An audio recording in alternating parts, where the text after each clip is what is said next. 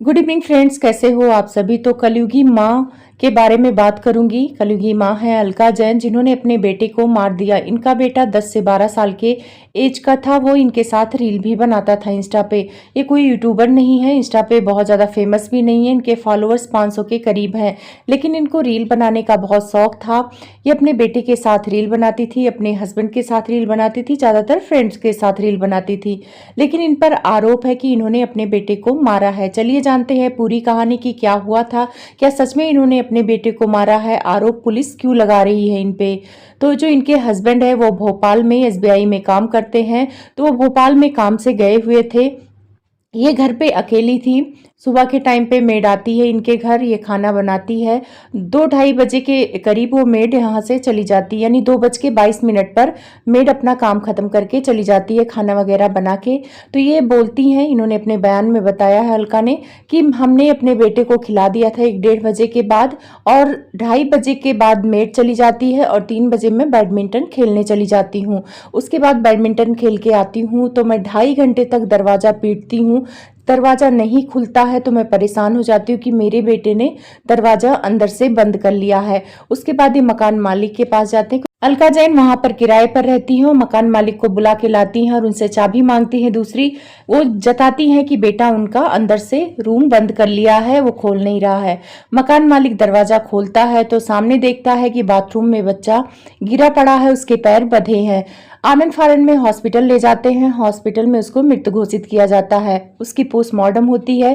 Postmortem में ये पता चलता है कि उसकी मृत्यु दम घुटने से हुई है। और यहाँ पे पॉइंट नोट करने वाली बात है कि उसकी मौत का जो टाइम है वो 2:30 बजे से लेके 3 बजे का है। और इन्होंने बताया कि मैं 3 बजे चली गई थी। तो यानी 3 बजे ये गई हैं, उसके पहले बेटा मर चुका था। क्या था, ये सारी छानबीन पुलिस ने की। आसपास के सीसीटीवी को खंगाला, मेड से पूछा तो मेड ने बताया कि 2:22 पर चली गई थी मैं। और इन्होंने इनका कॉल रिकॉर्डिंग चेक हुआ तो इन्होंने 2:45 बजे अपने फ्रेंड्स को बोला कि चलो बैडमिंटन खेलते हैं। वैसे बैडमिंटन ये रूटीन में जाती थी, रोज जाती थी। लेकिन सोचने वाली बात है कि उस दिन बैडमिंटन ये 3 बजे खेलने गई, जबकि ये रोजाना 5 बजे बैडमिंटन खेलने जाती हैं। उस दिन ये 3 बजे बैडमिंटन खेलने गई और 5 बजे खेलकर वापस आई। वहां पे पूरी जितने भी सीसीटीवी सोसाइटी में लगे थे सबकी छानबीन हुई। तो उस सीसीटीवी कैमरे में इनकी मेड 2:22 पर जाते हुए दिखाई देती है। उसके बाद 3 बजे के करीब ये जाती हुई दिखाई देती हैं। उसके बाद न इनके घर पे कोई आता है, न इनके घर से कोई बाहर जाते हुए दिखा है। जो भी हुआ है घर के अंदर। और बेटे को ऊपर बांध के कोशिश किया गया था कि ऐसा दिखाया जाए कि उसने खुद वो लगा लिया है फांसी का फंदा, लेकिन वो खुल के, वो जो तौलिया था जिससे बांधा गया था, खुल के गिर जाता है।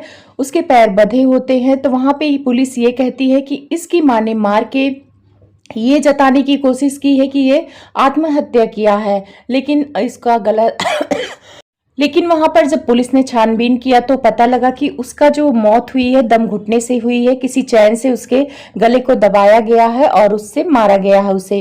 वो अपने आप नहीं मरा है। ये बहुत हाय तौबा मचाती हैं, वहां रोती हैं।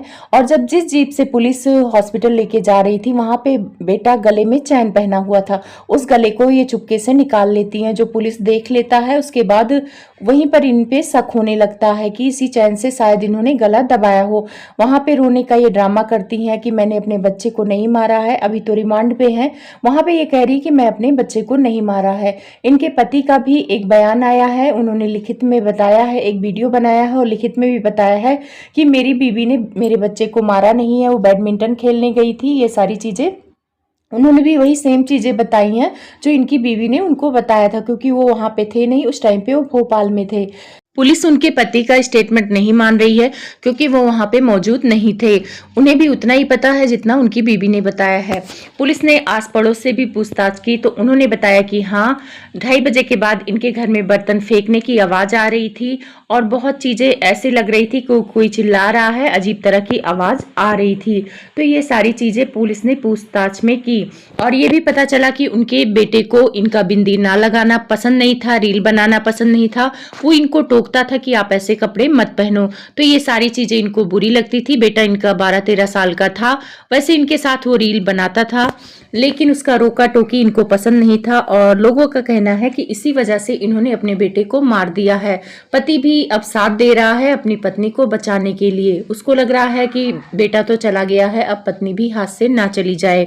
तो यही सारी चीज़ है कलयुग में, मतलब रील बनाना ज़्यादा इम्पोर्टेंट हो गया है बच्चे से। ऐसे बहुत सारे कमेंट्स लोग कर रहे हैं इस कलयुगी माँ के बारे में। इसकी इंस्टा पे जा जा के उल्टा सीधा लोग बोल रहे हैं।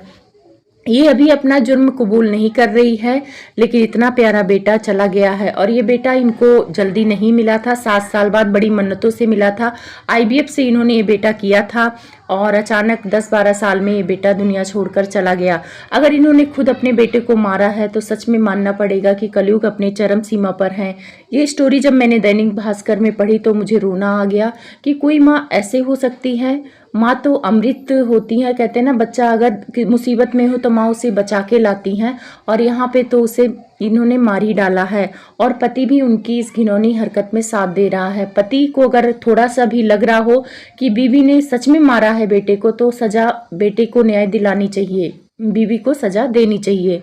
देखिए आगे क्या होता है, बीवी को सजा मिलती है कि नहीं मिलती है।